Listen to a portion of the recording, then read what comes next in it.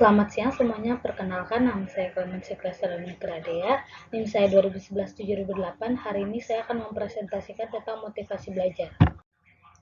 Materi yang akan saya bahas, yang pertama ada pengertian motivasi belajar, jenis-jenis dan contoh motivasi belajar, tujuan motivasi belajar, faktor yang mempengaruhi, manfaat motivasi belajar, dan cara meningkatkan motivasi belajar siswa usia 0-13 tahun.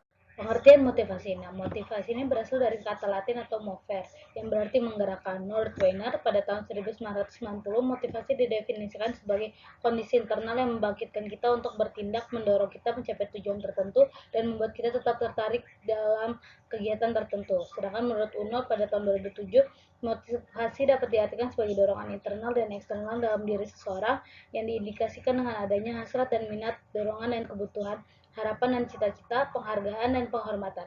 Sedangkan Imron pada tahun 1966 menjelaskan bahwa motivasi berasal dari kata bahasa Inggris yaitu motivation, yang berarti dorongan atau pengalasan untuk melakukan suatu aktivitas hingga mencapai tujuan. Jadi dari serangkaian pengertian para ahli di atas, maka dapat disimpulkan bahwa motivasi adalah suatu alasan yang mendorong seseorang untuk melakukan, menyelesaikan, menghentikan suatu aktivitas guna mencapai tujuan tertentu yang diinginkan dari motivasi tersebut. Pengertian belajar. Nah, belajar adalah perubahan yang relatif permanen dalam perilaku atau potensi perilaku sebagai hasil dari pengalaman atau latihan yang diperkuat. Belajar ini merupakan akibat adanya interaksi antara stimulus dan respon. Stimulus itu adalah apa saja yang diberikan guru kepada pelajar atau siswa, sedangkan respons itu berupa reaksi atau tanggapan pelajar terhadap pengajaran yang diberikan daripada guru kepada siswa. Jadi pengertian motivasi belajar itu adalah merupakan keseluruhan daya penggerak di dalam diri siswa yang menimbulkan kegiatan belajar, yang menjamin kelangsungan dari kegiatan belajar dan memberikan arah yang pada kegiatan belajar, sehingga tujuan yang dikehendaki dapat tercapai. Nah, di dalam kegiatan belajar ini motivasi merupakan faktor yang sangat penting, karena motivasi itu memberi dorongan yang menggerakkan seseorang untuk melakukan suatu kegiatan. Motivasi merupakan pengarah untuk kegiatan belajar kepada tujuan yang jelas dan diharapkan dapat tercapai. Tujuan motivasi belajar apa aja sih? Yang pertama, supaya anak tetap memiliki minat dalam belajar, meminimalisir rasa jenuh, dan memperjelas tujuan yang dicapai. Nah, ini beberapa manfaat motivasi belajar. Yang pertama, menginformasikan tentang kekuatan usaha belajar, mengarahkan kegiatan belajar, reminder terhadap tujuan, menyadarkan kedudukan pada awal belajar, proses, dan hasil akhir, membesarkan semangat belajar, dan menyadarkan tentang adanya perjalanan hidup. Nah, jenis-jenis dan contoh. Nah, motivasi ini motivasi belajar ini ada dua, yaitu motivasi intrinsik dan ekstrinsik.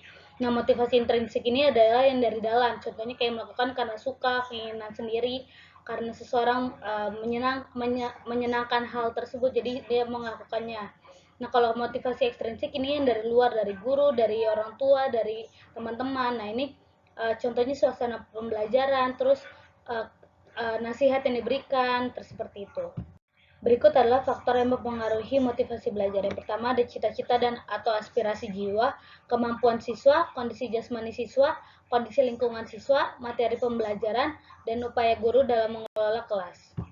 Bagaimana sih cara meningkatkan motivasi belajar siswa usia 0-13 tahun? Yang pertama, belajar sambil bermain. Yang kedua, belajar sambil berekreasi. Ketiga, belajar sambil berkarya. Yang keempat, melatih kreativitas sesuai bakat dan minat. Yang kelima, memberikan apresiasi. Yang keenam, orang tua memberikan dukungan penuh. Yang ketujuh, membantu mencari jalan keluar kalau misalnya ada masalah atau suatu hal yang kalau misalnya anaknya itu tidak mengerti. Yang berikutnya adalah memberikan pemahaman dan pengertian. Yang ke-9, belajar diselingi hiburan. Yang ke-10, belajar sambil berdongeng. Yang ke-11, bersikap terbuka. Yang ke-12, memberikan metode pembelajaran yang variatif. Yang selanjutnya adalah belajar melalui teknologi. Lalu diberikan aktivitas baru. Yang terakhir adalah membiarkan anak bersosialisasi. Sekian presentasi dari saya. Bila ada kesalahan kata, saya mohon maaf. Sekali lagi, terima kasih.